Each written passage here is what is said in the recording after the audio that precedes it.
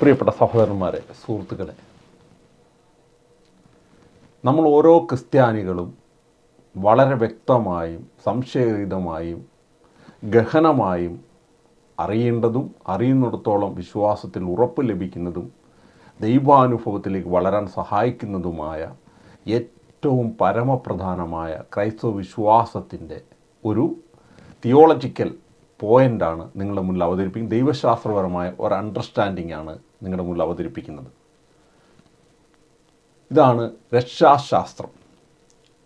ഇതിനെ വളരെ ലളിതമായി സാധാരണക്കാർക്ക് മനസ്സിലാകുന്ന രീതിയിൽ നമ്മളൊരു ചോദ്യം ചോദിച്ചാൽ, കേവലം ഒരു ക്രിസ്ത്യാനി ആയ എന്നോട് ഒരു ചോദ്യം ഒരാൾ ചോദിച്ചാൽ ഈ ചോദ്യം ഇങ്ങനെയായിരിക്കും: 2000 വർഷങ്ങൾക്ക് മുമ്പ് മരിച്ച യേശുക്രിസ്തു എന്ന മനുഷ്യൻ്റെ ക്രൂശുമരണം എങ്ങനെ ഇന്ന് ഞാൻ ചെയ്യുന്ന പാപങ്ങൾക്ക് പരിഹാരമാക്കും?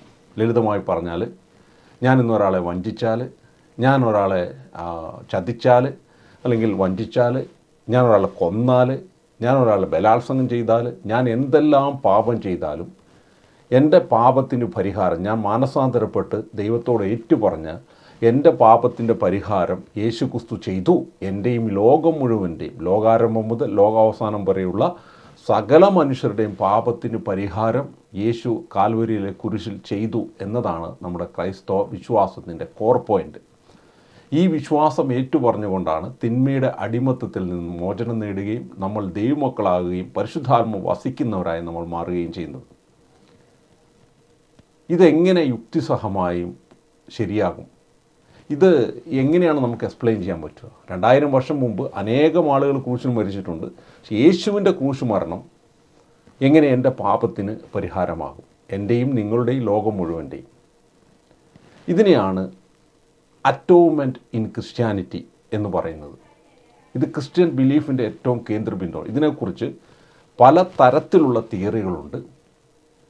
എന്നാൽ ഒരു കാത്തലിക് വ്യൂ പോയിൻറ്റിൽ ഞാൻ നിങ്ങളുടെ മുന്നിൽ ഇത് വ്യക്തമായി പരമാവധി ഇതിൻ്റെ തിയോളജിക്കൽ ലാംഗ്വേജ് അല്ലെങ്കിൽ ദൈവശാസ്ത്രപരമായ ഹൈ ലെവൽ ലാംഗ്വേജൊക്കെ ഒഴിവാക്കിക്കൊണ്ട് വളരെ സാധാരണക്കാരായ നമ്മളെപ്പോലുള്ള ആളുകൾക്ക് മനസ്സിലാകുന്ന രീതിയിൽ ഇത് അവതരിപ്പിക്കാനാണ് ഞാൻ ശ്രമിക്കുന്നത്.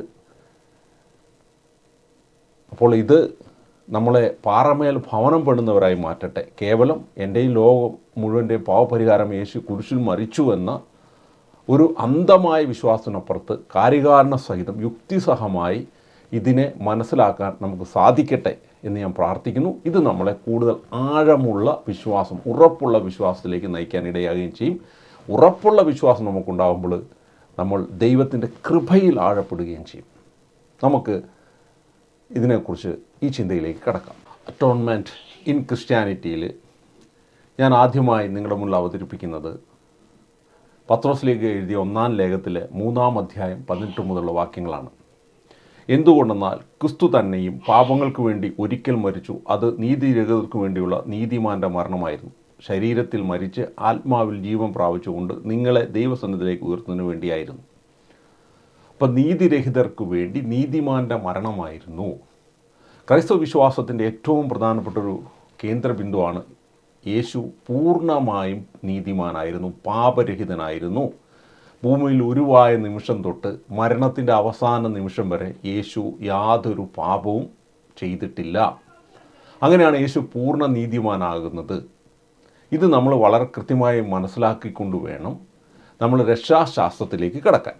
ഉൽപ്പത്തി പുസ്തകം 22-ാം അധ്യായത്തിൽ അബ്രഹാം ഇസഹാക്കിനെ ബലി കഴിക്കാൻ തയ്യാറാവുമ്പോൾ ദൈവം നൽകുന്നൊരു വാഗ്ദാനമാണ്: നീ എൻ്റെ വാക്കനുസരിച്ചുകൊണ്ട് നിൻ്റെ സന്തതിയിലൂടെ ലോകത്തിലെ ജനതകളെല്ലാം അനുഗ്രഹിക്കപ്പെടും. അപ്പോൾ യേശുവിൻ്റെ അബ്രഹാത്തിൻ്റെ സന്തതിയായ യേശുവിലൂടെ ലോകത്തിലെ സകല ജനതയും അനുഗ്രഹിക്കപ്പെടും എന്നതാണ് ദൈവത്തിൻ്റെ വാഗ്ദാനം. അബ്രഹാം വിശ്വാസത്തിൻ്റെ പിതാവായ രക്ഷാകര ചരിത്രത്തിൻ്റെ ആരംഭം കുറിക്കുന്ന അബ്രഹാത്തിന് ദൈവം നൽകിയ വാഗ്ദാനമാണ്.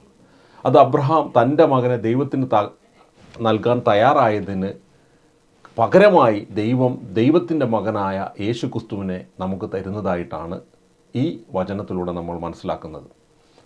അപ്പോൾ 2 കാര്യങ്ങൾ നമ്മൾ മനസ്സിലാക്കി. ഒന്ന്, പൂർണ്ണ നീതിമാനാണ്. ദൈവത്തിൻ്റെ മകനാണ്, പാപം ചെയ്യാത്ത പൂർണ്ണ നീതിമാനാണ്.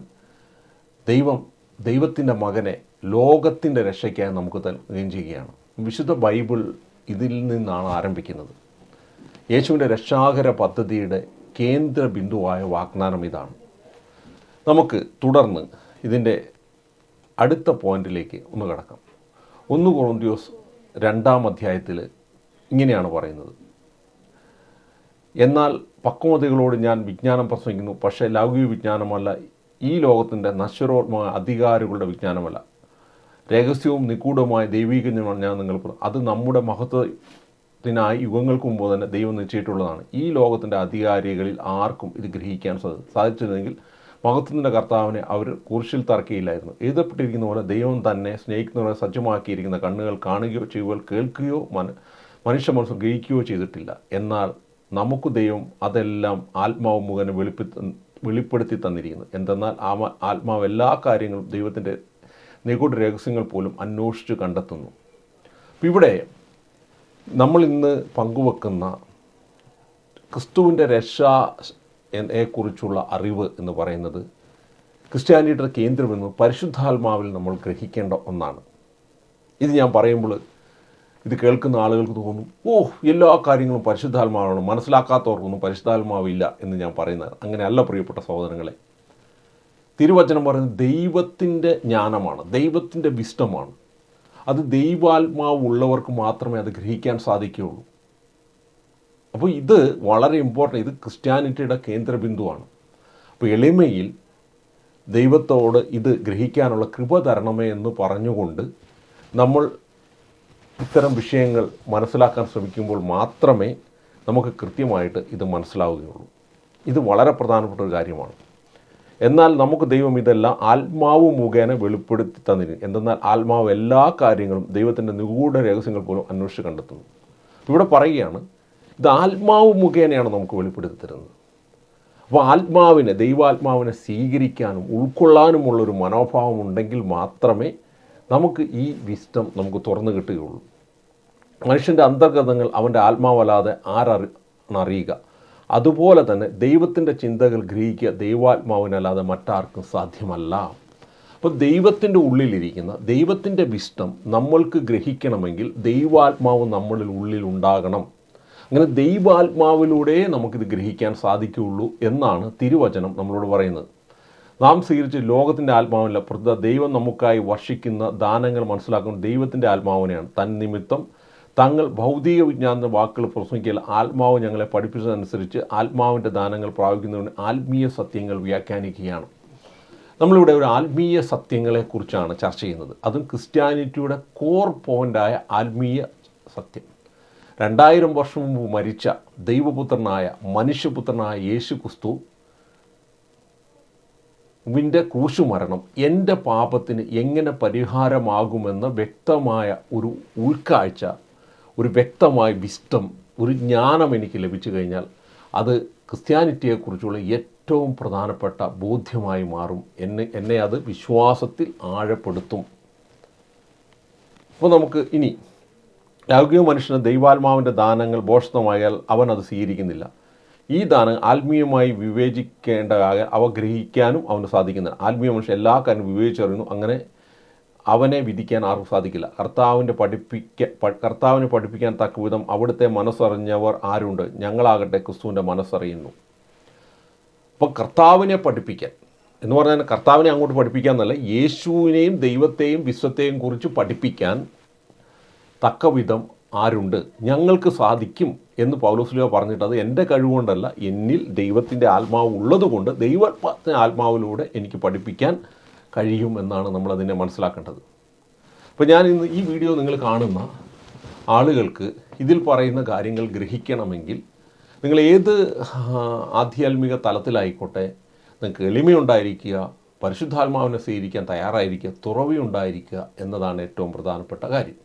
ഇതില്ലെങ്കിൽ ഈ വീഡിയോ നിങ്ങൾ കാണാൻ കഴിയുമോ എന്ന് പോലും ഞാൻ സംശയിക്കുന്നു.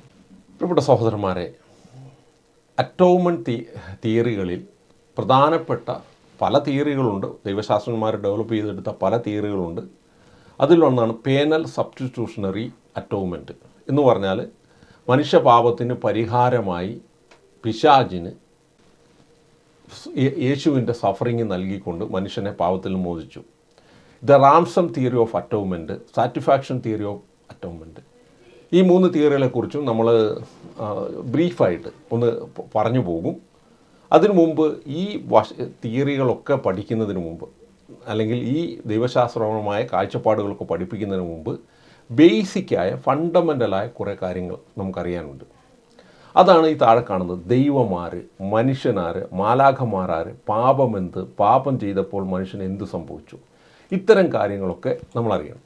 ഇപ്പം ദൈവമാര് എന്നുള്ളതിന് നമുക്ക് പ്രത്യേകിച്ച് ദൈവം, സർവശക്തനായ സർവ്വത്തിൻ്റെ സൃഷ്ടാവായ ക്രിസ്ത്യാനിയെ സംബന്ധിച്ചോളം പിതാവായ ദൈവം, ഇതാണ് ദൈവം, ഏകദൈവം, ത്രിയേക ദൈവം.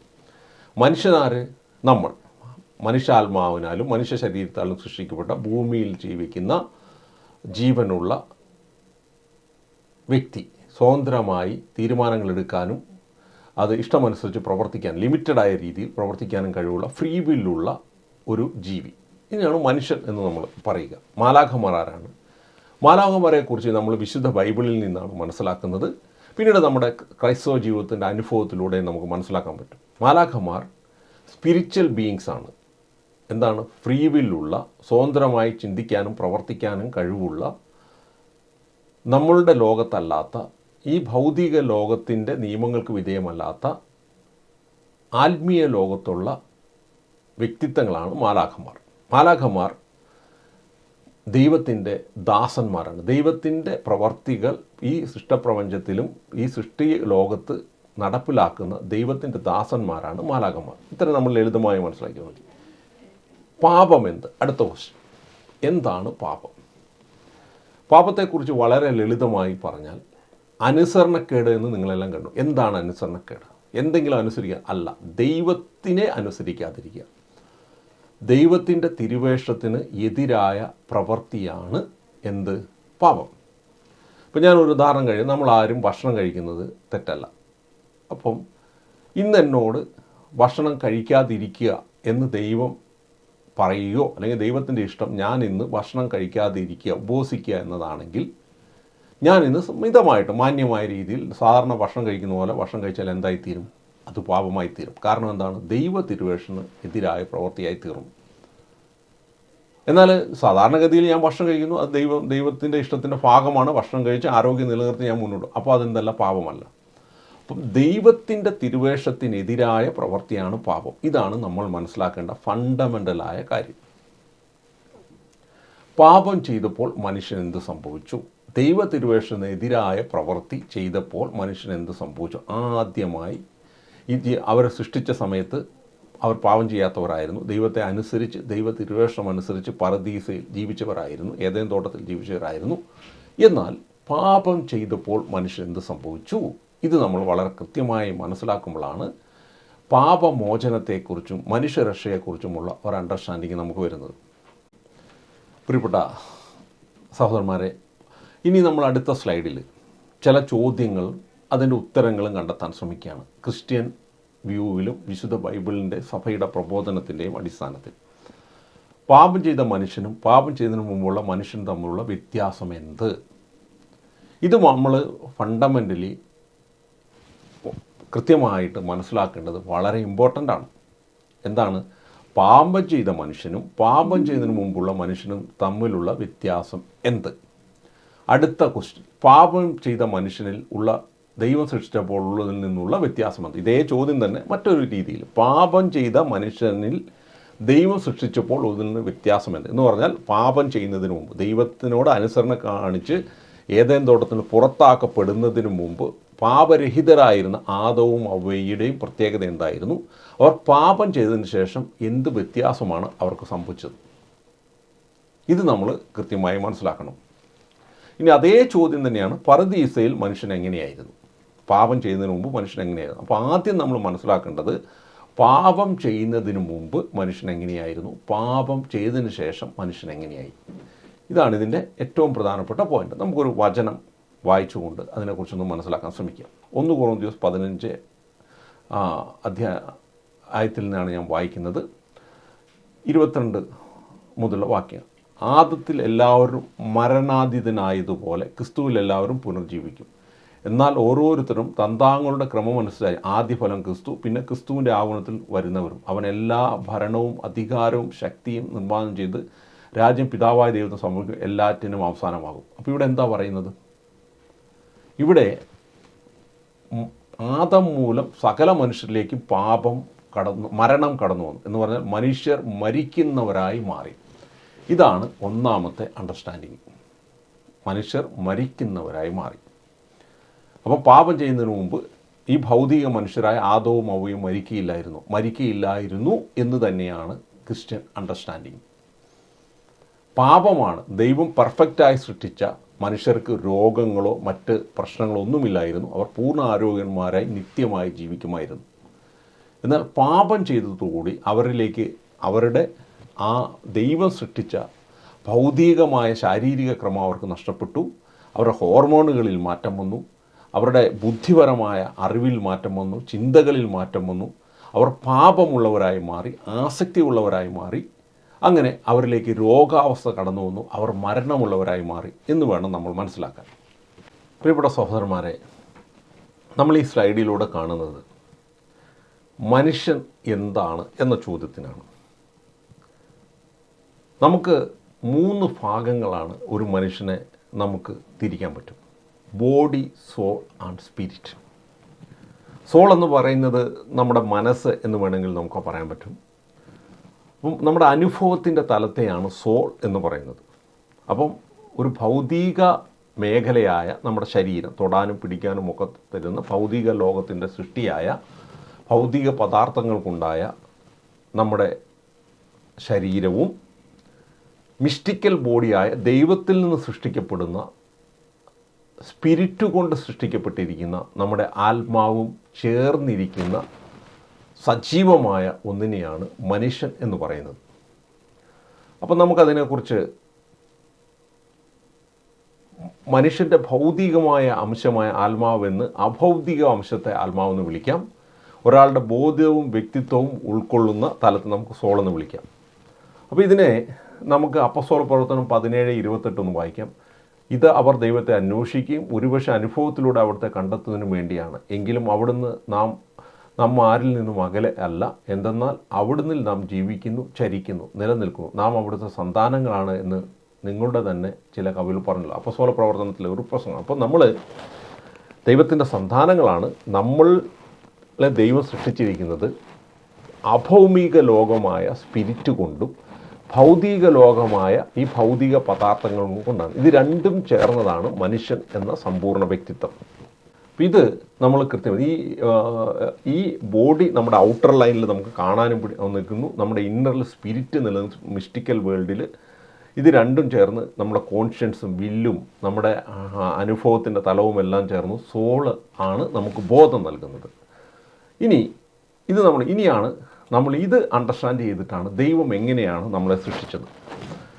1 തെസ്സലോനിക്ക 5:23 നമുക്ക് വായിക്കും. സമാധാന ദൈവം നിങ്ങളെ പൂർണ്ണമായി വിശദീകരിക്കട്ടെ. നമ്മുടെ കർത്താവായ യേശുക്രിസ്തുവിന്റെ പ്രത്യാഗമനത്തിൽ നിങ്ങളുടെ ആത്മാവും ജീവനും ശരീരവും അവികലവും പൂർണ്ണമായി ഇടയാകട്ടെ. അപ്പോൾ നമ്മളെ ദൈവം സൃഷ്ടിച്ചത് നമ്മുടെ ആത്മാവും ശരീരവും നമ്മുടെ ചൈതന്യം, നമ്മുടെ ജീവൻ, സോൾ എന്നൊക്കെ നമുക്ക് പറയാം, എല്ലാം അവികലമായിട്ടും പൂർണ്ണമായിട്ടുമാണ് ദൈവം സൃഷ്ടിച്ചത് എന്നിവിടെ പറയണം.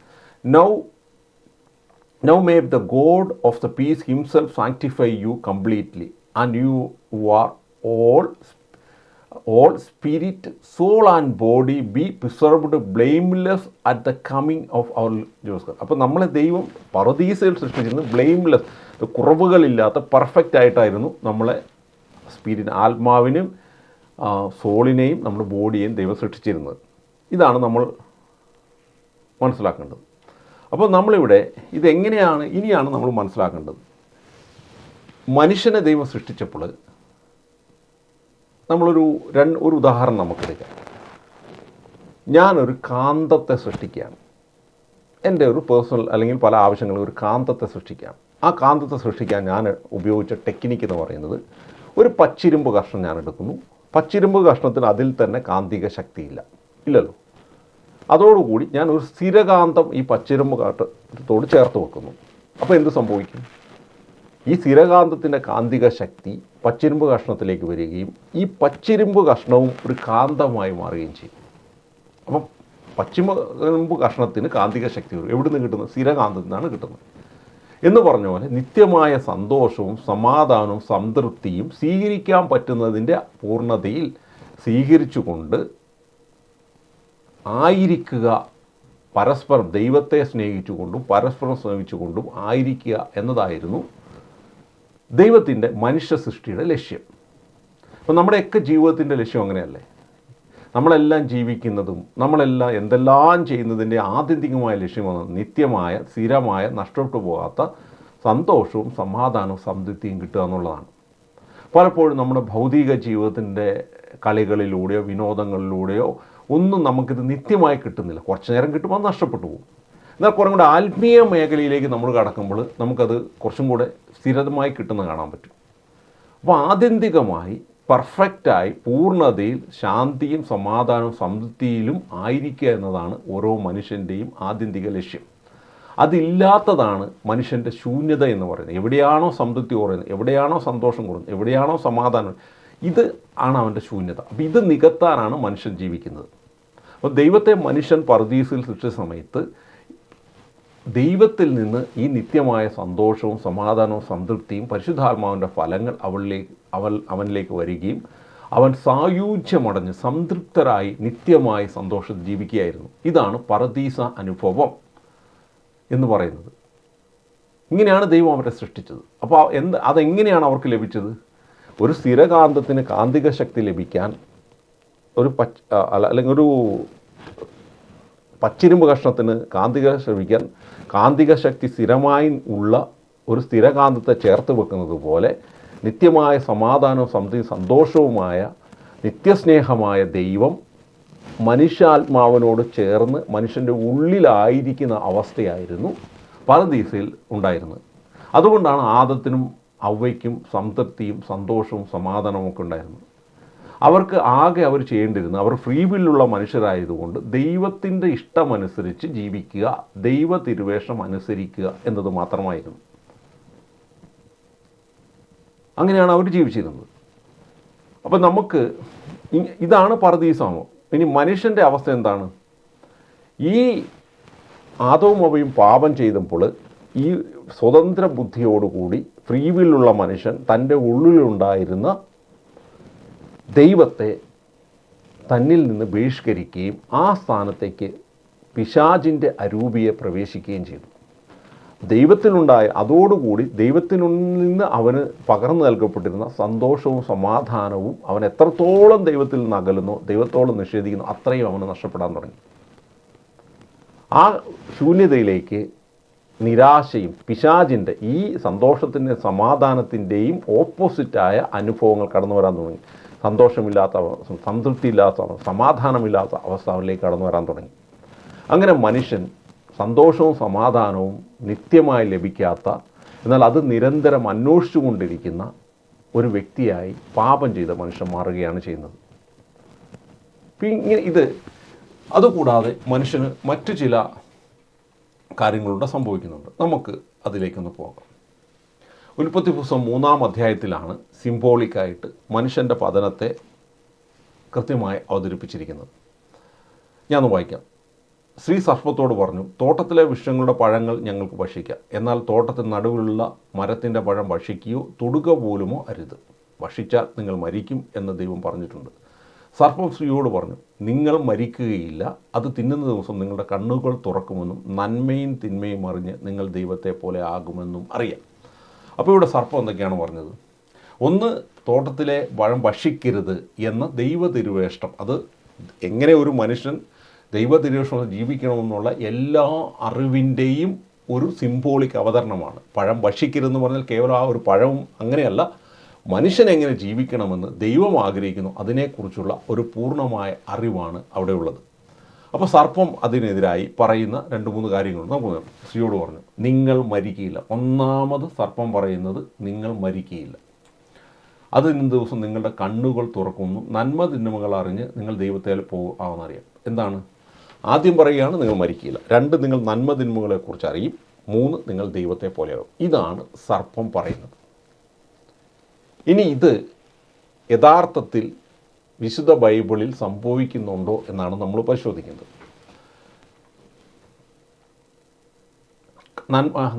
നന്മയും കണ്ണിന് കൗതുകകരവും അറിവേഗം കഴിയുമെന്നതിൽ അഭികാമ്യവുമാണെന്ന് കണ്ട് അവൾ അത് പറിച്ചു തിന്നു. കർത്താവിന് കൊടുത്തു, അവനും തിന്നു. ഉടനെ അവരുടെ കണ്ണുകൾ തുറന്നു. അപ്പോൾ ഒന്നാമത്തെ കാര്യം എന്തായി? അപ്പോൾ അവൾക്ക് സർപ്പം പറഞ്ഞ് കൺവിൻസിങ് ആയി തോന്നിയത് കൊണ്ട് അവൾ അങ്ങനെ കണ്ടു എന്ന് പറയുന്നത്. അപ്പോൾ ഉടനെ അവരുടെ ബൈബിളിൻ്റെ നരേറ്റർ ആരാണ്? പരിശുദ്ധാത്മാവാണ്. അപ്പോൾ പരിശുദ്ധാത്മാവ് പറയുകയാണ്, സർപ്പം പറഞ്ഞതുപോലെ നിങ്ങളുടെ കണ്ണുകൾ തുറക്കുമെന്ന് പറഞ്ഞത് തന്നെ ഇവിടെ സംഭവിക്കുന്നു. ഉടനെ അവരുടെ കണ്ണുകൾ തുറന്നു എന്നാണ് പറയുന്നത്. ഇനി അപ്പോൾ ഇത് ഏത് കണ്ണാണ്? പ്രിയമുള്ളവരെ, ഇതാണ് നമ്മൾ മനസ്സിലാക്കേണ്ട ഏറ്റവും പ്രധാനം. കാരണം മനുഷ്യൻ പാപം ചെയ്യുന്നതിന് മുമ്പ് ദൈവത്തിൻ്റെ കണ്ണിലൂടെയായിരുന്നു കണ്ടിരുന്നത്. കണ്ണ് തുറക്കും എന്നൊക്കെ പറയുന്നത് ഇപ്പം അവിടെ വന്നിരുന്ന സർപ്പത്തെ കാണാം, മരത്തെ കാണാം, എല്ലാം കാണാം. അപ്പോൾ ഒരു ഭൗതിക കണ്ണിനെക്കുറിച്ചല്ല അവിടെ പറയുന്നത്, ആത്മീയ കണ്ണ് ആണ് ഇവിടെ പറയുന്നത്. അപ്പം ഇപ്പോൾ നിങ്ങളുടെ കണ്ണുകൾ അടഞ്ഞിരിക്കുകയാണ്. ശരിയാണ്, ആദത്തിൻ്റെയും ഹവ്വയുടെയും കണ്ണുകൾ പൂർണ്ണമായി അറിഞ്ഞ്, അത് പരിമിതമായ കണ്ണാണ്, ലിമിറ്റഡായ കണ്ണുകാണ്. അതിന് പകരം ആ കണ്ണിൻ്റെ സ്ഥാനത്ത് ദൈവത്തിൻ്റെ കണ്ണായിരുന്നു അവർക്കുണ്ടായിരുന്നത്. ദൈവത്തിൻ്റെ ആത്മാവിലൂടെയാണ് അവർ കണ്ടുകൊണ്ടിരുന്നത്.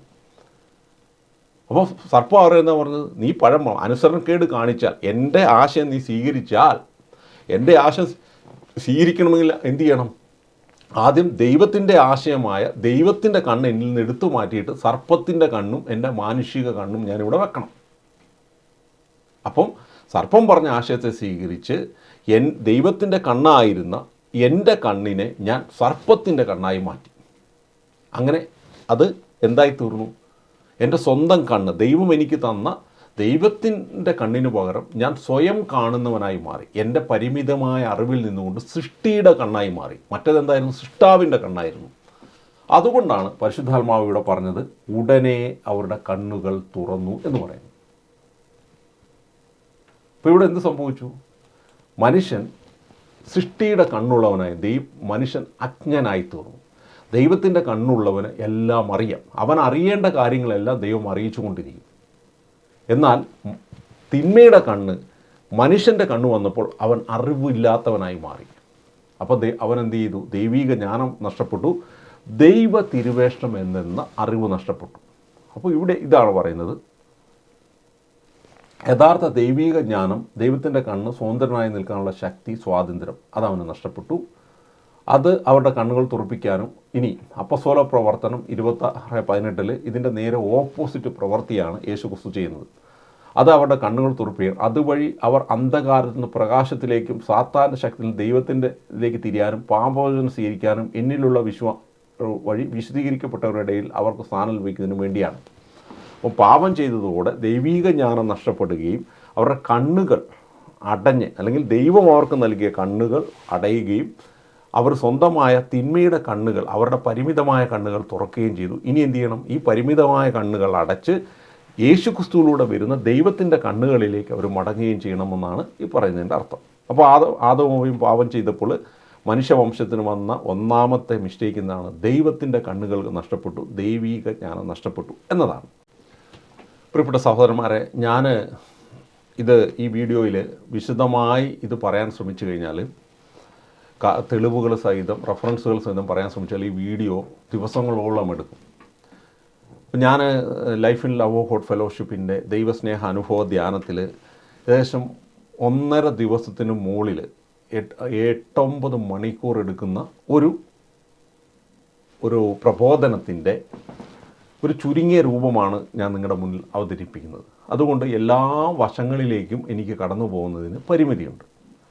എങ്കിലും എന്നെക്കൊണ്ടാകുന്ന രീതിയിൽ ഞാൻ അതിൻ്റെ ഒരു ഔട്ട്ലൈനായിട്ട് നിങ്ങളോട് പറയാൻ ശ്രമിക്കുകയാണ്. ഇനി ഈ വിഷയത്തിൽ നിങ്ങൾക്ക് വരുന്ന സംശയങ്ങൾ കമൻറ്റുകളായി എഴുതാം.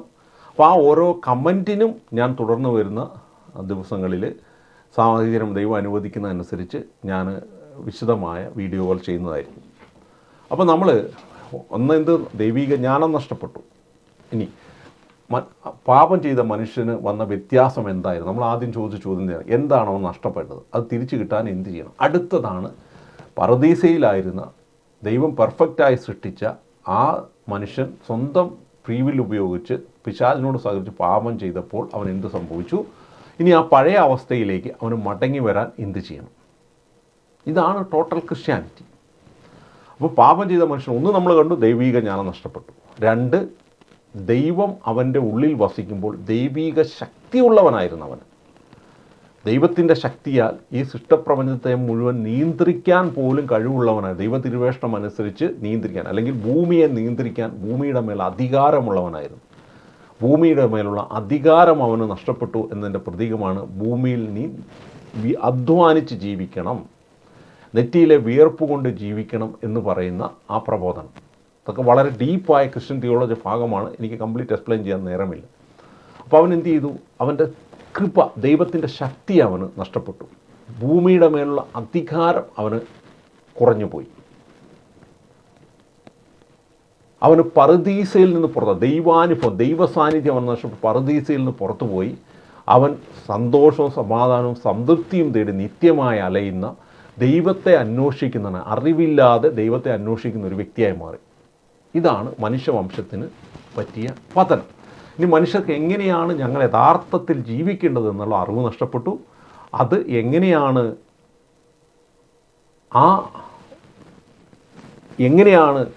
ഞങ്ങൾക്ക് നിത്യമായ സന്തോഷവും സമാധാനവും ലഭിക്കേണ്ടെന്നുള്ള അറിവ് അവർക്ക് നഷ്ടപ്പെട്ടു. ഇവരിതിൻ്റെ അന്വേഷണത്തിലാകുകയും നിരവധി വഴികളിലൂടെ അന്വേഷിക്കുകയും അത് പരാജയത്തിലേക്ക് പോവുകയും ചെറിയ ചെറിയ വിജയങ്ങളൊക്കെ സംഭവിക്കുകയൊക്കെ ചെയ്യുന്ന ഒരു അന്തരീക്ഷത്തിലാണ് ആദവും ഹവ്വയും പറുദീസയിൽ നിന്ന് പുറത്താക്കൊണ്ട് അവരുടെ തലമുറകൾ വന്നത്. ഇനി അവിടെ നിന്നാണ് ദൈവത്തിൻ്റെ രക്ഷാകര പദ്ധതിയിൽ ഉൽപ്പത്തി പുസ്തകം 3-ാം അധ്യായത്തിൽ 15-ാം വാക്യത്തിൽ പറയുന്ന പോലെ, നീയും സ്ത്രീയും സന്തതിയും ശത്രുതയുള്ളവാക്കും, നിൻ്റെ സന്തതിയിലൂടെ സ്ത്രീയുടെ സന്തതി നിൻ്റെ തല തകർക്കും എന്ന ദൈവത്തിൻ്റെ ആദ്യത്തെ വാഗ്ദാനവും പ്രവചനവും വരുന്നത്. ഇതിലൂടെയാണ് പ്രിയമുള്ളവർ, ഇവിടെ നിന്നാണ് നമ്മൾ അറ്റോമെൻറ്റ് തിയറിയിലേക്ക് അല്ലെങ്കിൽ രക്ഷാശാസ്ത്രത്തിലേക്ക് നമ്മൾ കടക്കുന്നത്. അപ്പോൾ അത് വളരെ വിശദമായിട്ട് ഈ അടിത്തറ, ആരാണ് മനുഷ്യൻ, ആരാണ് ദൈവം, മനുഷ്യൻ്റെ പതനം എന്താണ്, പാപം എന്താണ്, മനുഷ്യൻ പാപം ചെയ്തപ്പോൾ മനുഷ്യർക്ക് എന്താണ് സംഭവിച്ചത്, ആദത്തിൻ്റെ തലമുറകളായ നമുക്കൊക്കെ എന്ത് സംഭവിച്ചു, ഇനി നമുക്ക് എന്താണ് തിരിച്ചു വരേണ്ടത്, ഇതൊക്കെ കൃത്യമായി മനസ്സിലാക്കുമ്പോഴാണ് നമ്മൾ മനസ്സിലാക്കിയെങ്കിൽ മാത്രമേ രക്ഷാശാസ്ത്രം നമുക്ക് മനസ്സിലാക്കുകയുള്ളൂ. പ്രിയപ്പെട്ട സഹോദരങ്ങളെ, ഇമ്മാനുവൽ പ്രവചനത്തിൻ്റെ ഭാഗമായ ഇന്ന് ഏറ്റവും പ്രധാനപ്പെട്ട ചില പ്രവചനങ്ങളുടെ ഭാഗം നമുക്കൊന്ന് വായിക്കാം. യെശയ്യാ 53. നമ്മൾക്കിടത് ആര് വിശ്വസിച്ചു? കർത്താവിൻ്റെ കരം ആർക്ക് വെളിപ്പെടുത്തിയിട്ടുണ്ട്? തൈച്ചെടി പോലെ വരണ്ട ഭൂമിയിൽ നിൽക്കുന്ന മുള പോലെ അവൻ അവിടുത്തെ മുന്നിൽ വളർന്നു. ശ്രദ്ധാർഹമായ രൂപഭംഗിയോ ഗാംഭീര്യമോ ആകർഷകമായ സൗന്ദര്യമോ അവനുണ്ടായിരുന്നില്ല. അവൻ മനുഷ്യരാൽ നിന്ദിക്കപ്പെടുകയും ഉപേക്ഷിക്കപ്പെടുകയും ചെയ്തു. അവൻ വേദനയും ദുഃഖവും നിറഞ്ഞവനായിരുന്നു. അവനെ കണ്ടവർ മുഖം തിരിച്ചു കളഞ്ഞു. അവൻ നിന്ദിക്കപ്പെട്ടു, നാം അവരെ ബഹുമാനിച്ചതുമില്ല. നമ്മുടെ വേദനകളാണ് യഥാർത്ഥത്തിൽ അവൻ വഹിച്ചത്, നമ്മുടെ ദുഃഖങ്ങളാണ് അവൻ ചുമന്നത്. എന്നാൽ ദൈവം അവനെ പ്രഹരിക്കുകയും ശിക്ഷിക്കുകയും ദണ്ഡിക്കുകയും ചെയ്തുവെന്ന് നാം കരുതി. നമ്മുടെ അതിക്രമങ്ങൾക്ക് വേണ്ടി അവൻ മുറിവേൽപ്പിക്കപ്പെട്ടു, നമ്മുടെ അകൃത്യങ്ങൾക്ക് വേണ്ടി ക്ഷതമേൽക്കും. അവൻ്റെ മേലുള്ള ശിക്ഷ നമുക്ക് രക്ഷ നൽകി. അവൻ്റെ ക്ഷതങ്ങളാൽ നാം സൗഖ്യം പ്രാപിച്ചു. ആടുകളെപ്പോലെ നാം വഴിതെറ്റിപ്പോയി, നാം ഓരോരുത്തരും സ്വന്തം വഴികും. നമ്മുടെ അകൃത്യങ്ങൾ കർത്താവ് അവൻ്റെ മേൽ ചുമത്തി. അവൻ മർദ്ദിക്കപ്പെടുകയും പീഡിക്കപ്പെടുകയും ചെയ്തു, എങ്കിലും അവൻ ഉരിയാടിയില്ല. കൊല്ലാൻ കൊണ്ടുപോകുന്ന കുഞ്ഞാടിനെ പോലെ, രോമം കത്തിക്കുന്നവരുടെ മുന്നിൽ നിൽക്കുന്ന ചെമ്മരിയാടിനെ പോലെ അവൻ മൗനം പാലിച്ചു. ഇത് കാലുവരിയിൽ നമുക്ക് ഓരോരുത്തർക്കും വേണ്ടി ക്രിസ്തു ബലിയായി, നമ്മുടെയും ലോകം മുഴുവൻ്റെയും പാപം വഹിച്ചുകൊണ്ട് ക്രിസ്തു ബലിയായി തീർന്നതിൻ്റെ പ്രവചനമാണ്. പഴയ നിയമ പ്രവചനം, ഏഷ്യ പ്രവാചകങ്ങളുടെ പരിശുദ്ധാത്മാവ് നൽകുന്നതാണ് നമ്മളിവിടെ വായിക്കുന്നത്. ഇവിടെ എൻ്റെ ജനത്തിന് പാപനിർവ്വഹണം അവൻ പീഡനമേറ്റത്, ജീവിക്കുന്നവരുടെ ഇടയിൽ വിച്ഛേദിക്കപ്പെട്ടതെന്ന് നമ്മുടെ തലമുറയിൽ ആര് കരുതി? അപ്പോൾ അതൊരു വളരെ പ്രധാനം. അപ്പം യേശുക്രിസ്തു കാൽവരിയിൽ ക്രൂശിൽ മരിക്കുന്ന എൻ്റെയും ലോകത്തിൻ്റെ പാപപരിഹാരമാണെന്ന് തിരിച്ചറിയുക എന്നതാണ് നമ്മുടെ രക്ഷയുടെ അടിസ്ഥാനം. അവിടുന്നാണ് അവനെ ക്ലേശങ്ങൾ വിട്ടുകൊടുത്ത് പാപപരിഹാരി പോലെ തന്നെ തന്നെ അർപ്പിക്കുമ്പോൾ അവൻ തൻ്റെ സന്തതി പരവയെ കാണുകയും ദീർഘശ്വാസം ചെയ്തു. അപ്പോൾ ഇവിടെ ലോകത്തെ മുഴുവൻ കണ്ടുകൊണ്ട് ദൈവമാണ് അനുവദിച്ചത്. ദൈവം അനുവദിച്ചാൽ മാത്രമേ 100% നീതിമാനായ ഒരു വ്യക്തിയുടെ മേൽ കൈവെക്കാൻ തിന്മയ്ക്ക് സാധിക്കുകയുള്ളൂ. അപ്പോൾ ഇവിടെ ദൈവം അനുവദിക്കുകയാണ്. യേശു സ്വയം നമ്മുടെയും നമ്മളൊക്കെ ചെയ്ത പാപത്തിന് പരിഹാരമായി സ്വയം അതിന് പരിഹാരം ചെയ്യുകയും ആ പാപത്തിൻ്റെ കോൺസിക്വൻ്റായ ശിക്ഷ ഏറ്റുവാങ്ങുകയും ചെയ്യുന്നതാണ് നമ്മളിവിടെ കാണുന്നത്.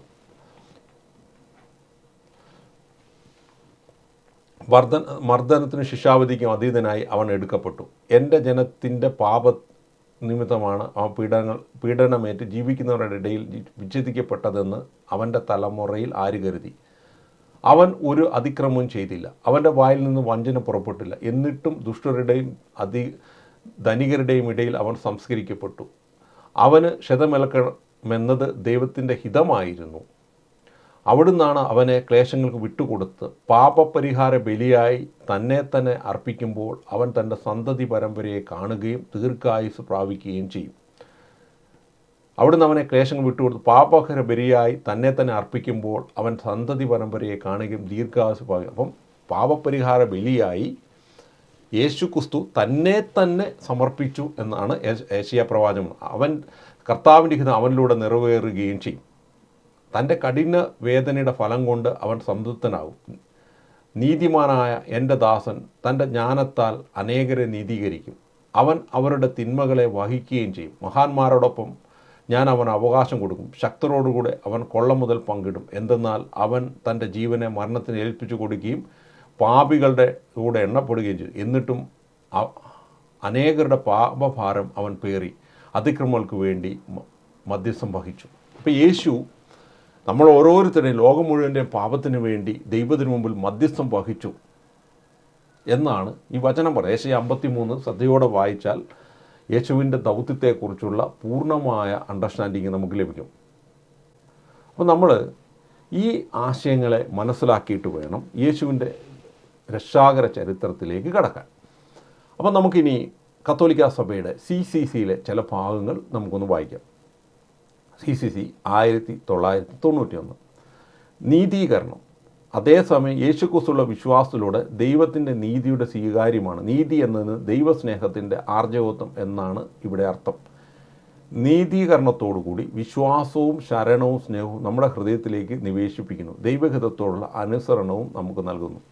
അപ്പോൾ ഇവിടെ എന്താണ് നീതീകരണം? നീതിയെക്കുറിച്ച് പറയുമ്പോൾ എന്താണ്? യേശു ക്രിസ്തുവിൽ യേശു എൻ്റെ ലോകം മുഴുവൻ്റെ പാവപരിഹാരമായി എനിക്ക് ബലിയായി തീർന്നുവെന്നും യേശു ദൈവപുത്രനാണെന്നും നമ്മൾ വിശ്വസിക്കുന്ന സമയത്ത് നമുക്ക് നീതി ലഭിക്കുകയാണ്. ദൈവസ്നേഹം നമ്മളിലേക്ക് മടങ്ങി വരികയാണ്. കാരണം ദൈവസ്നേഹം നമുക്ക് നഷ്ടപ്പെടുകയും നമ്മൾ പാപം മൂലം ദൈവത്തെ ഉപേക്ഷിക്കുകയും ചെയ്തതിലൂടെ നമ്മൾക്ക് ദൈവസാന്നിധ്യം, ദൈവാനുഭവം നമുക്ക് നഷ്ടപ്പെടുകയും, എന്നാൽ ദൈവത്തിൻ്റെ കണ്ണിൽ പാപം ഇല്ലാത്തവരായി നമ്മൾ മാറുമ്പോൾ പിശാചിന് നമ്മുടെ മേൽ അവകാശമില്ലാത്തവരായി നമ്മൾ മാറുകയും ചെയ്യുമ്പോൾ യേശുക്രിസ്തുവുള്ള വിശ്വാസം ഏറ്റുപറയുമ്പോൾ എൻ്റെയും ലോകം മുഴുവൻ്റെയും പാപപരിഹാരമായിട്ടാണ് യേശു മരിച്ചതെന്നും ഞാൻ ചെയ്ത പാപത്തിന് യേശു പരിഹാരം ചെയ്തുവെന്നും നമ്മൾ ഏറ്റുപറയുമ്പോൾ പിശാചിന് നമ്മുടെ മേലുള്ള ക്ലെയിം നഷ്ടപ്പെടുകയും യേശുക്രിസ്തുവിന് നമ്മുടെ മേൽ ക്ലെയിം ഉണ്ടാകുകയും ആ യേശു എന്ന മധ്യസ്ഥനിലൂടെ ദൈവം നമ്മുടെ ഉള്ളിലേക്ക് വരികയും ചെയ്യും. കാരണം യേശു എന്ത് ചെയ്യുകയാണ്? ദൈവത്തോട് പറയുകയാണ്, ദൈവമേ, ഇവർക്ക് വേണ്ടി ഞാൻ പരിഹാരം ചെയ്തു, നീ അവനിലേക്ക് മടങ്ങി വരണമേ. പറുദീസയിൽ നിന്ന് ഇറക്കി വിട്ട അവരെ തിരിച്ച് പറുദീസയിലേക്ക് സ്വീകരിക്കണം. പറുദീസ എന്ന് പറഞ്ഞാൽ എന്താണ്? ദൈവം വസിക്കുന്ന ഇടമാണ്. ദൈവത്തോടൊന്നിച്ച് ജീവിക്കുക. അപ്പം ദൈവം എന്ത് ചെയ്യും?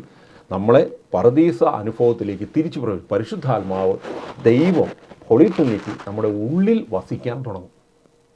ഇതാണ് നീതീകരണത്തെക്കുറിച്ച് പറയുന്നത്. അപ്പോൾ നീതീകരണം എന്താണ്? നീതീകരണം അതേസമയം യേശുക്രിസ്തുവിലുള്ള വിശ്വാസത്തിലൂടെ ദൈവത്തിൻ്റെ നീതിയുടെ സ്വീകാര്യമാണ്. നീതി എന്നതിന് ദൈവസ്നേഹത്തിൻ്റെ ആർജവത്വം എന്ന് പറഞ്ഞാൽ ദൈവം നഷ്ടപ്പെട്ടു പോയ ദൈവസ്നേഹം വീണ്ടും തിരിച്ചു ലഭിക്കുക, ആർജിക്കുക എന്നതാണ് ഉദ്ദേശിക്കുന്നത്.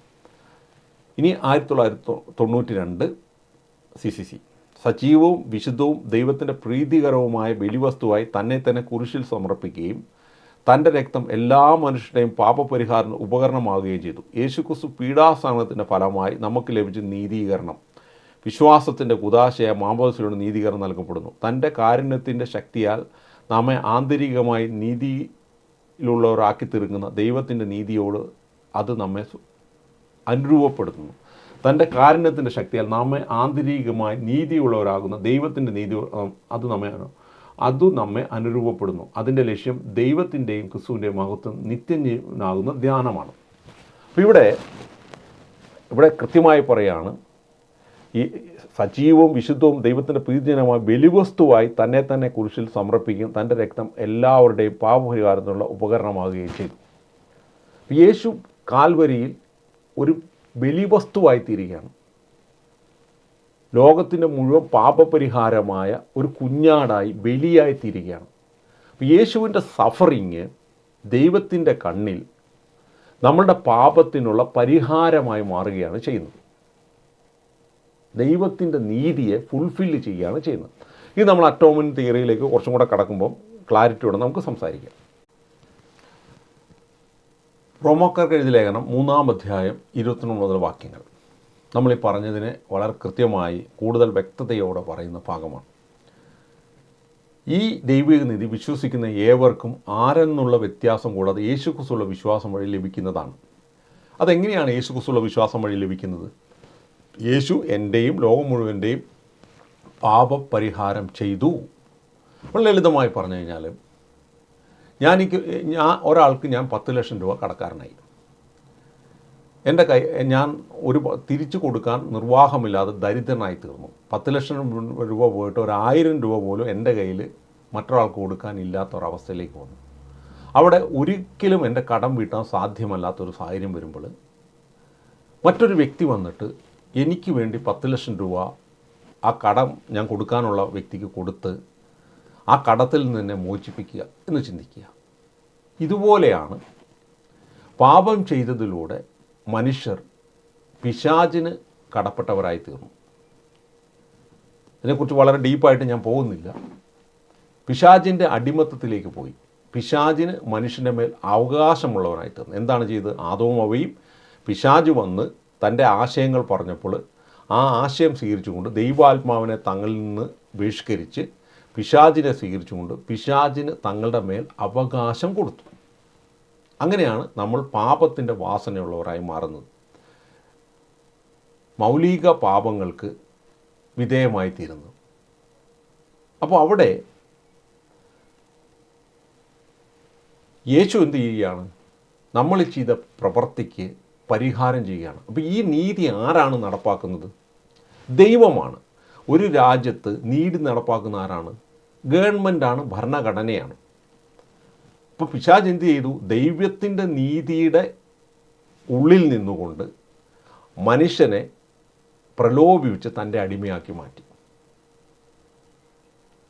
ഇനി എന്ത് ചെയ്യണം? അപ്പോൾ എന്ത് സംഭവിച്ചു?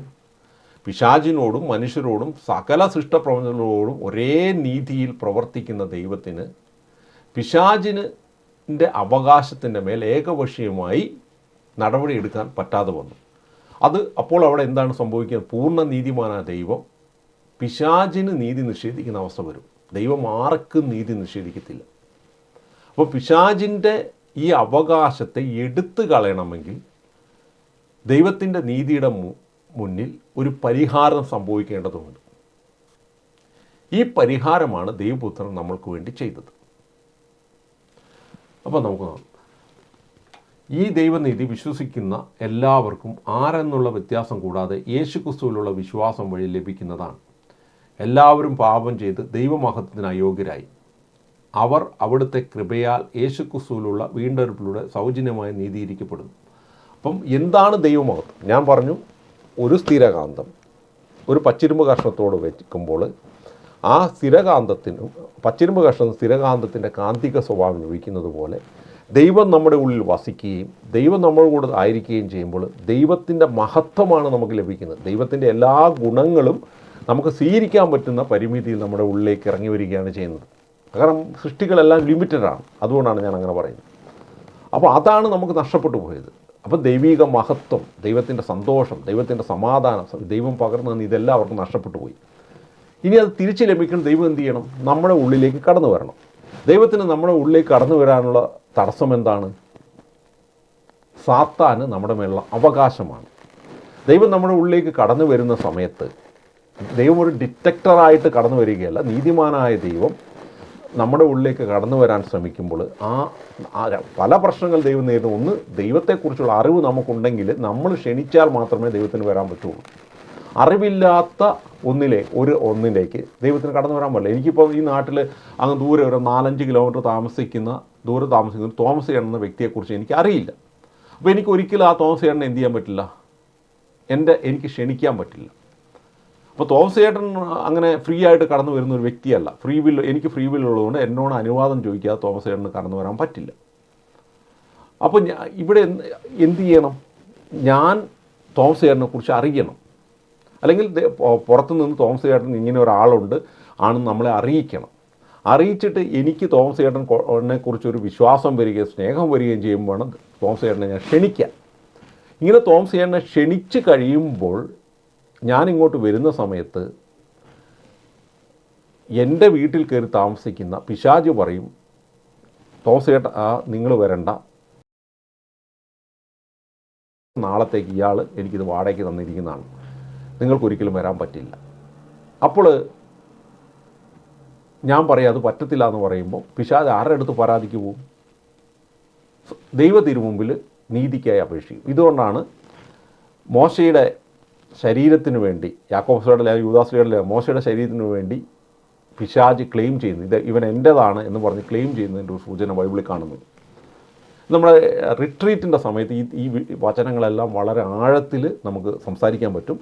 ഈ വീഡിയോ എടുക്കുന്ന സമയത്ത് നമ്മൾക്ക് സംസാരിക്കാൻ പോലെ ഇത് എത്ര ദിവസം എടുത്താലും തീരത്തില്ല. അതുപോലെ തന്നെ വളരെ ശ്രദ്ധയോടെ ഇത് കേൾക്കേണ്ടതാണ്. അതുകൊണ്ട് പരമാവധി ഞാൻ ചുരുക്കിയാണ്. അപ്പോൾ ഇവിടെ യേശുക്രിസ്തു നമുക്ക് വേണ്ടി പരിഹാരം ചെയ്തു, തോമസ് പോലെ പരിഹാരം ചെയ്തു. അപ്പോൾ പിശാച് ഇവിടെ എന്ത് ചെയ്യുകയാണ്? എനിക്ക് വാടകയൊക്കെ തന്ന് എൻ്റെ വീട്ടിൽ താമസിക്കുകയാണ്. അപ്പോൾ ദൈവത്തിന് എൻ്റെ ഉള്ളിലേക്ക് വരുന്ന സമയത്ത് പിശാച് ക്ലെയിം ചെയ്യും ഇതെൻ്റെയാണെന്ന് പറയുമ്പോൾ, യേശുക്രിസ്തുവിൽ നമ്മൾ വിളിച്ചു പറയുമ്പോൾ യേശുക്രിസ്തു പറയും, ഇവന് വാടകയായി ഇവൻ കൊടുത്ത പൈസയും അതിൻ്റെ പലിശയും അടക്കം ഞാൻ ഈ സാത്താന് അല്ലെങ്കിൽ തിരിച്ചു കൊടുത്തിട്ടുണ്ട്, അല്ലെങ്കിൽ അതിന് പരിഹാരം ഞാൻ ചെയ്തിട്ടുണ്ട്. അതുകൊണ്ട് ഇനി സാത്താന് ഇയാളുടെ മേൽ അവകാശമില്ല എന്ന് ദൈവത്തോട് പറയുമ്പോൾ ദൈവത്തിന് ധൈര്യമായിട്ട് ഇങ്ങോട്ട് വരാൻ പറ്റും. അല്ലെങ്കിൽ തോമസ് ചേട്ടൻ ദൈവമാണെന്ന് തോമസ് ചേട്ടൻ ഇങ്ങോട്ട് കടന്നു വരാൻ പറ്റും. അപ്പം ദൈവം നീതിമാനായത് രാജാവായതുകൊണ്ട് ഇത് സത്യമാണോ അല്ലയോ എന്ന് ദൈവത്തിന് അറിയാമല്ലോ. അപ്പോൾ ഇങ്ങനെയാണ് ഇത് കുറച്ചും കൂടെ വളരെ വിശദമായി സംസാരിക്കേണ്ടതാണ്. ഈ വീഡിയോയുടെ പരമ്പരയിൽ അതിന് സാധിക്കുമെങ്കിൽ നമുക്ക് വിശദമായിട്ട് സംസാരിക്കാം. ഞാനൊന്ന് ചുരുക്കി പോവുകയാണ്. അപ്പോൾ ഇവിടെ എന്താണ് സംഭവിക്കുന്നത്? വിശ്വാസം വഴി ദൈവിക നീതി വിശ്വസിക്കുന്ന എല്ലാവർക്കും ആരെന്നുള്ള വ്യത്യാസം കൂടാതെ യേശുക്രിസ്തുവിലുള്ള വിശ്വാസം വഴി ലഭിക്കുന്നതാണ്. എല്ലാവരും പാപം ചെയ്ത് ദൈവമഹത്വത്തിന് അയോഗ്യരായി അവർ അവിടുത്തെ കൃപയാൽ യേശുക്രിസ്തു വഴിയുള്ള വീണ്ടെടുപ്പിലൂടെ സൗജന്യമായി നീതീകരിക്കപ്പെടുന്നു. സൗജന്യമായി വിശ്വാസം വഴി സംതൃപ്തമാകുന്ന രക്തം കൊണ്ടുള്ള പാപപരിഹാരമായി ദൈവം അവനെ നിശ്ചയിച്ചു തന്നു. അവിടുന്ന് തൻ്റെ ക്ഷമയിൽ പഴയ പാപങ്ങളെ അവഗണിച്ചുകൊണ്ട് ഇപ്പോൾ തൻ്റെ നീതി വെളിപ്പെടുത്താനും അങ്ങനെ താൻ നീതിമാനാണെന്ന് യേശുവിൽ വിശ്വസിക്കുന്നവനെ നീതീകരിക്കുന്നവനാണെന്നും തെളിയിക്കാനുമാണ് അപ്രകാരം ചെയ്തത്. ഇനി റോമാക്കാർക്ക് 6-ാം അധ്യായത്തിലൊരു ഭാഗമാണ്, നാം ക്രിസ്തുവിനോട് കൂടി മരിക്കുന്നുവെങ്കിൽ അവനോടുകൂടി ജീവിക്കും എന്ന് നാം വിശ്വസിക്കുന്നു. മരിച്ചവരിൽ നിന്ന് ഉദ്ധാനം ചെയ്ത ക്രിസ്തു ഇനി ഒരിക്കലും മരിക്കുകയില്ലെന്ന് നമുക്കറിയാം. മരണത്തിന് അവൻ്റെ മേൽ ഇനി അധികാരമില്ല. അവൻ മരിച്ചു, പാപത്തെ സംബന്ധിച്ചിടത്തോളം എന്നേക്കുമായി അവൻ ദൈവത്തിന് വേണ്ടി അവൻ ജീവിക്കും. എന്നാൽ നമ്മൾ യേശുക്രിസ്തുവിൽ സത്യസന്ധമായി വിശ്വാസം ഏറ്റുപറഞ്ഞ് എൻ്റെ പാപത്തിന് പരിഹാരം ചെയ്തു എന്ന് പറയുമ്പോൾ നമ്മൾ വീണ്ടും ജനിക്കുകയാണ്. എന്താണ്? ആദവും ഹവ്വയെയും ദൈവം ജനിപ്പിച്ച സമയത്ത് ദൈവം വസിക്കുന്നവരായി പറുദീസയിൽ ജീവിച്ചിരുന്ന അതേ അവസ്ഥയിലേക്ക് മടങ്ങി നമ്മൾ പാപം ചെയ്ത് മരണമുള്ളവരായി ദൈവസാന്നിധ്യം നഷ്ടപ്പെട്ട് നമ്മൾ ആത്മീയ മരണമുള്ളവരായി മാറിയെങ്കിൽ യേശുവിലുള്ള വിശ്വാസത്തിലൂടെ തിരിച്ച് നമ്മൾ ജീവനുള്ളവരായി ദൈവം നമ്മുടെ ഉള്ളിൽ വസിക്കുന്നവരായി മാറുകയാണ് ചെയ്യുന്നത്. ഇനി CCC 355 മനുഷ്യനെക്കുറിച്ച് ഞാൻ ഈ പറഞ്ഞതിനെക്കുറിച്ചൊക്കെയുള്ള ഒരു സഭയുടെ റെഫറൻസുമായി ചേർന്ന് വരുന്നതാണ്. ദൈവം തൻ്റെ ഛായയിൽ മനുഷ്യനെ സൃഷ്ടിച്ചു, ദൈവത്തിൻ്റെ ഛായയിൽ അവനെ അവിടുന്ന് സൃഷ്ടിച്ചു, സ്ത്രീയും പുരുഷനെ അവനെ സൃഷ്ടിച്ചു. സൃഷ്ടികളുടെ ഇടയിൽ മനുഷ്യന് അതുല്യ സ്ഥാനമുണ്ട്. അവൻ ദൈവിക ഛായയുള്ളവനാണ്. ആത്മീയവും ഭൗതികവുമായ ലോകങ്ങളെ സ്വന്തം പ്രകൃതിയിൽ അവൻ സംയോജിപ്പിക്കുന്നു. സ്ത്രീയും പുരുഷനുമായി അവൻ സൃഷ്ടിക്കപ്പെട്ടിരിക്കുന്നു. ദൈവം അവനെ തൻ്റെ സ്നേഹബന്ധത്തിൽ ഉറപ്പിച്ചിരിക്കുന്നു. അപ്പം ഇത് കുറച്ചും കൂടെ തിയോളജിക്കൽ ലാംഗ്വേജിലാണ് പറഞ്ഞിരിക്കുന്നത്. അപ്പോൾ നിങ്ങൾ ധ്യാനിച്ചു കഴിഞ്ഞാൽ ഞാൻ ഈ പറഞ്ഞത് തന്നെയാണ് എന്ന് നിങ്ങൾക്ക് മനസ്സിലാവും. ഇനി CCC 356 ദൃശ്യമായ സർവ്വ സൃഷ്ടികളുടെയും ഇടയിൽ തൻ്റെ സൃഷ്ടാവിനെ അറിയുവാനും സ്നേഹിക്കുവാനും കഴിവുള്ളവൻ മനുഷ്യൻ മാത്രമാണ്. ലോക സൃഷ്ടികളിൽ അവനെ മാത്രമാണ് ദൈവം അതിനുവേണ്ടി സൃഷ്ടിച്ചത്. ജ്ഞാനവും സ്നേഹവും വഴി ദൈവത്തിൻ്റെ ജീവനിൽ പങ്കുചേരാനും വെളിപ്പെട്ടത് മനുഷ്യന് മാത്രമാണ്. ഈ ലക്ഷ്യത്തെ പ്രതിയാണ് അവൻ സൃഷ്ടിക്കപ്പെടുന്നത്. അവൻ്റെ മഹാത്മ്യത്തിൻ്റെ അടിസ്ഥാന കാരണം ഇത് തന്നെ. അപ്പോൾ ഞാൻ പറഞ്ഞ മനുഷ്യനെ ദൈവം എന്തിനാണ് സൃഷ്ടിച്ചത്? പരസ്പരം ദൈവത്തെയും മനുഷ്യനും പരസ്പരം സ്നേഹിച്ചുകൊണ്ട് ദൈവിക ഫലങ്ങൾ, പരിശുദ്ധാത്മ ഫലങ്ങൾ അനുഭവിച്ച് നിത്യതയിൽ സന്തോഷ സമാധാനത്തിലും പരസ്പരം സ്നേഹിച്ചുകൊണ്ട് ജീവിക്കാനാണ് എന്ന് ഞാൻ പറഞ്ഞതിൻ്റെ ഒരു സംക്ഷിപ്ത രൂപമാണ്. റോമ 5:14 ആദത്തിൻ്റെ പാപത്തിന് സമാനത്തിന് സദൃശ്യമായ പാപം ചെയ്യാതിരുന്നവരുടെ മേൽ പോലും ആദത്തിൻ്റെ കാലം മുതൽ മോശയുടെ കാലം മരണം ആധിപത്യം പുലർത്തി. ആദം വരുവാനിരുന്നതിൻ്റെ പ്രതീകമാണ്. 1 കൊറിന്ത്യസ് 15 ആദ്യ മനുഷ്യനെ ആദം ജീവനുള്ളവരായി തീർന്നു. അന്ന് എഴുതപ്പെടുന്നു അവസാനത്തെ ജീവദാതാവായ ആദ്യ മനുഷ്യനുള്ള ആദം ജീവനുള്ളവനായിരുന്നു. പക്ഷെ അവൻ പാപം ചെയ്ത് തൻ്റെ ജീവൻ നഷ്ടപ്പെടുത്തി. തിരിച്ച് യേശുക്രിസ്തുവിലൂടെ ജീവൻ നമുക്ക് തിരിച്ചു ലഭിക്കുന്നു എന്നാണ് വചനം പറയുന്നത്. ഇനി CCC 375 വിശുദ്ധ ഗ്രന്ഥ ഭാഷയുടെ പ്രതീകാത്മകമായ പുതിയ നിയമത്തിൻ്റെ പാരമ്പര്യത്തിൻ്റെ വെളിച്ചത്തിൽ ആദികം വ്യാഖ്യാനിച്ചുകൊണ്ട് സഭ പഠിപ്പിക്കുന്നു. നമ്മുടെ ആദിപിതാക്കന്മാരായ ആദവും ഹവ്വയും ശുദ്ധിയുടെയും നീതിയുടെയും ഉത്ഭവ സ്ഥാനത്തിൽ പ്രതിഷ്ഠിക്കപ്പെട്ടു. ഉത്ഭവ വിശുദ്ധിയുടെ ഈ കൃപാവനം ദൈവീക ജീവനുള്ള ഭാവകത്വം തന്നെയായിരുന്നു. ഉണ്ടോ? അപ്പം ദൈവീക ജീവനിൽ ഭാഗവാഹിത്വമുള്ളവരായിട്ടാണ് ആദത്തെ ഹവ്വയും പറുദീസയിൽ ദൈവം സൃഷ്ടിച്ചത് എന്നാണ് പറയുന്നത്.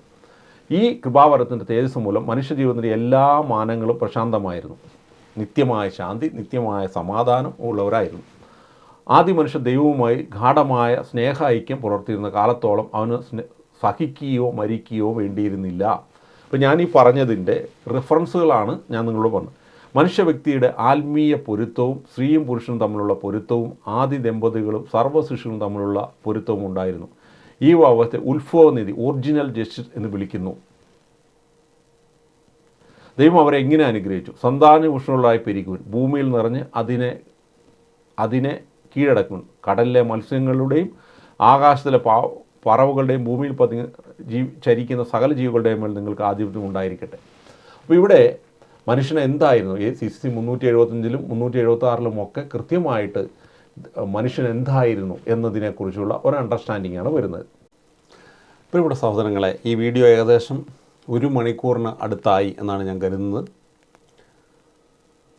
പരമാവധി ചുരുക്കിയാണ് ഞാൻ പറയാൻ ശ്രമിക്കുന്നത്. അതിൻ്റേതായ പരിമിതികൾ ഈ വീഡിയോയ്ക്കുണ്ട്. കാരണം ഇത് വളരെ ഒരു ക്രിസ്ത്യാനിറ്റിയുടെ മൊത്തം കോർ പോയിൻ്റാണ്. നമ്മൾ ക്രിസ്ത്യാനിറ്റിയുടെ ഉൽപ്പത്തി മുതൽ ശരിക്കും പറഞ്ഞാൽ വെളിപാട് വരെ പറയേണ്ട ഒരു വിഷയമാണിത്. കാരണം ഇതെല്ലാം ഇതിൽ ഇൻകോർപ്പറേറ്റ് ചെയ്തിരിക്കുകയാണ്. അപ്പോൾ ഈ വചനം, നീയും സ്ത്രീയും തമ്മിലും നിൻ്റെ സന്തതിയും അവളുടെ സന്തതിയും തമ്മിൽ ഞാൻ ശത്രുത ഉളവാക്കും, അവൻ നിൻ്റെ തല തകർക്കും, നീ അവൻ്റെ കുതികാലിൽ പരിക്കേൽപ്പിക്കും എന്ന് പറയുന്ന ഈ പ്രവചനത്തിൽ തന്നെ, ഈ ദൈവത്തിൻ്റെ കൽപ്പനയിൽ തന്നെ എല്ലാം കിടപ്പുണ്ട്. അപ്പം പ്രിയമുള്ള സഹോദരങ്ങളെ, ഈ വീഡിയോ ഇതിൻ്റെ ഫസ്റ്റ് പാർട്ട് ഞാനിവിടെ അവസാനിപ്പിക്കുകയാണ്. തുടർന്ന് വരുന്ന പാർട്ടുകൾ ഇപ്പം വളരെ ശ്രദ്ധയോടെ ഇതിനെക്കുറിച്ച് അറിയാവുന്ന ആളുകൾക്ക് ഇത് ഓടിച്ചു വിട്ട് കേൾക്കാം. അതല്ല, സാധാരണക്കാരായ മനുഷ്യർക്ക് കുറച്ചും കൂടി ആഴത്തിൽ തങ്ങളുടെ വിശ്വാസത്തെക്കുറിച്ച് അറിയാൻ ഈ വീഡിയോ ഇടയാകട്ടെ എന്ന് ഞാൻ പ്രത്യേകം പ്രാർത്ഥിക്കുന്നു.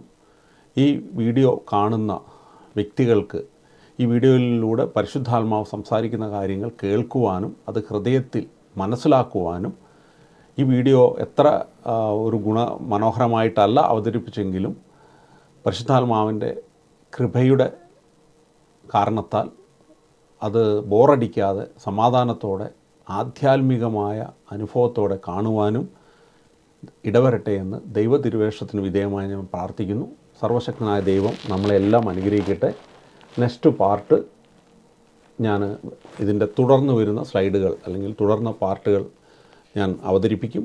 അങ്ങനെ അവതരിപ്പിക്കുന്ന സമയത്ത് നമ്മൾ ഓരോ തിയറികളിലേക്ക്, പേനൽ സബ്സ്റ്റിറ്റ്യൂഷണൽ തിയറി, കിസ്റ്റു കിങ് തിയറി, ഇങ്ങനെ അനേകം വ്യൂ പോയിൻറ്റുകളുണ്ട്, സ്കൂൾ ഓഫ് തോട്ടുകളുണ്ട്. ഇതിലേക്കൊക്കെ നമ്മൾ പോകും. പിന്നെ ഒരു ബേസിക് അണ്ടർസ്റ്റാൻഡിംഗ് ആണ് നമ്മൾ ഇന്നത്തെ വീഡിയോയിൽ പറയാൻ ശ്രമിച്ചത്. സർവശക്തനായ ദൈവം നമ്മളെ അനുഗ്രഹിക്കട്ടെ എന്ന് ഒരിക്കൽ കൂടെ പ്രാർത്ഥിക്കുന്നു. അടുത്ത വീഡിയോയിൽ നമുക്ക് കാണാം.